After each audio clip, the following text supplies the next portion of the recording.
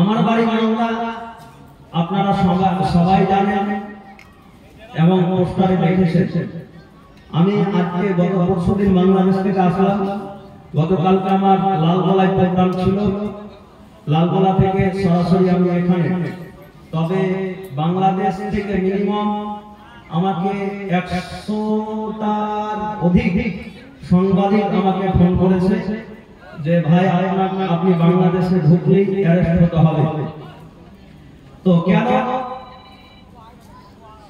কেন অ্যারেস্ট হতে হবে সেই কথাটি আপনাদের সামনে আমি তুলে ধরি 2 থেকে 3 মিনিট। গত 21 তারিখ, এই যে গত 21 তারিখ আমার বাংলাদেশের প্রোগ্রাম ছিল চাঁপাইনবাবগঞ্জ কানসাট, একটা বিরাট বড় মাহফিল।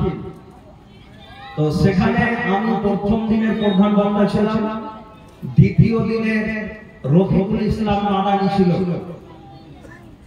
তো রফিকুল ইসলাম মাদানীকে আপনারা চেনেন, ওই যে শেখ হাসিনাকে গালি দিয়ে জেলে গিয়েছিল, সে আসলে মাদানী না, নকল মাদানী, সেই মাদানী আর কি। তো মাদানী হিসাবে সবাই তাকে চিনে। অতএব তার সঙ্গে আমার যখন ডেট নাই কমিটি, তার সঙ্গে দ্বিতীয় দিনের প্রধান বক্তা কাকে রাখা যায় আমার কাছ থেকে পরামর্শটা নাই। তা আমি পরামর্শ দিলাম যে ভাই আমাদের যদি ভারতের বক্তা নেওয়া হয়, মোহাম্মদকে নিতে হবে, আর ভাই কারি আসিফকে, এই দুটো বক্তার মধ্যে একটাকে নিলে হবে। তো ওরা নূর মোহাম্মদকে বাদ দিয়ে কারি আসিফকে নিল। তো কারি আসিফের ডেটটা আমি ঠিক করে দিলাম। এবার ডেটটা দেওয়ার পরে বেশ কিছুদিন যাওয়ার পরে কারি আসিফের সঙ্গে আমার কথাবার্তা হচ্ছিল এই কথা যে যাও আমি বাংলাদেশ। তো যাই হোক, কোনো একটা কারণে কারি আসিফ ডেটগুলো ক্যান্সেল করলো। তারপরে আমি তারাকে জানালাম যে ভাই কারি আসিফের বাংলাদেশ ঢোকা হচ্ছে না, আপনারা অন্য কাউকে দেখে নেন। তখন উনি বলছে যে ভাই আমাদের পোস্টার ব্যানার হয়ে গেছে, তো আপনি একটা কাউকে সংগ্রহ করে দেন। তো রফিকুল ইসলাম মাদানীর সঙ্গে আমার ফেসবুক ফ্রেন্ড, অর্থাৎ ফেসবুক ফ্রেন্ডে তার সঙ্গে আমার কথা হয় মেসেঞ্জারে। তো মেসেঞ্জারে কথা হয়। এবার আমি তখন কথাবার্তা বলতে এক পর্যায়ে ভালো একটা সম্পর্ক আছে তার সঙ্গে।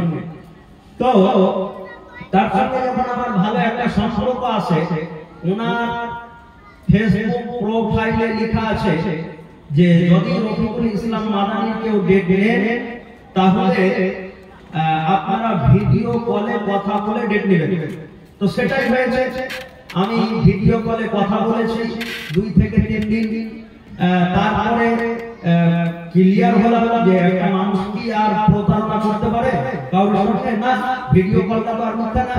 তো যাই হোক, কথাবার্তা ফাইনাল হলো, তার আগে আমি একটা ডেট দিলাম। এবং রফিকুল ইসলাম মাদানীর যে সব নম্বরগুলো আমার কাছে ছিল, সেই সব নম্বরগুলো আমি একে দিলাম কমিটির লোককে। কমিটির লোকেরাও মানে যোগাযোগ করতেছিল, আমিও যোগাযোগ করতেছিলাম। এক পর্যায়ে রফিকুল ইসলাম মাদানী আমাকে ওরা কেউ বলেছে যে আপনারা যদি প্রথমে যখন ডেটটা কনফার্ম হয়, তারা দিয়েছিল 20,000 টাকা, তারা দিয়েছে তার অ্যাকাউন্টে। তারপরে যখন ডেট আমি বাংলাদেশে ঢুকে যাওয়ার পরে আমি মাহফিল করলাম। মাহফিল করার পরে ওখানকার কমিটির লোক বলছে ভাই রফিকুল ইসলাম মাদানী আরো 20,000 টাকা চাইছে, অর্থাৎ 20,000 টাকা চাইছে। আমি তখন বললাম যে দেখেন, যদি টাকা দেন এর হয়তো বা নামও আসতে পারে, কারণ রফিকুল ইসলাম মাদানী এক জায়গাতে ডেট দিচ্ছে, যেটা কাছের ডেট সেই জায়গাতে যাচ্ছে, দূরে যায় না।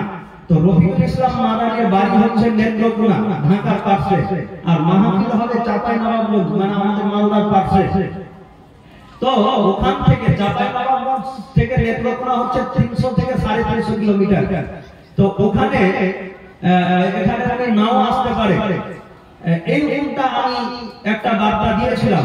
তো যাই হোক, কথা হচ্ছে পরিশেষে মানে এক পর্যায়ে আমি প্রোগ্রাম করে বাড়ি চলে আসলাম, রফিকুল ইসলাম মাদানী কিন্তু ওই প্রোগ্রামে আসেনি।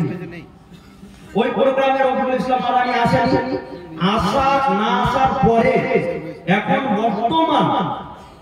বর্তমান একটা সোশ্যাল মিডিয়াতে আমাকে কেন্দ্র করে ওখানকার কমিটি সহ সাংবাদিককে ডেকে আমার নামে একটা ভুল বার্তা দিচ্ছে যে দেলোয়ার হোসেন 40,000 টাকা নিয়ে চলে গিয়েছে রফিকুল ইসলাম মাদানী নাম করে। এবার ওই বাংলাদেশ থেকে আমাকে সবাই ফোন করে, আমাকে তখন ফোন করে। আমি তখন এক পর্যায়ে বললাম যে ভাই আপনারাও পরিস্থিতির শিকার, আমিও পরিস্থিতির শিকার। তো যাই হোক এইভাবে এখন আছে। শুনলাম নাকি আমার নামে মামলা করেছে, বাকিটা আল্লাহ তাআলার হাতে কথা। আল্লাহ তাআলা যেন এই বিচারটাকে আসান করে দেয়। আল্লাহুম্মা আমিন।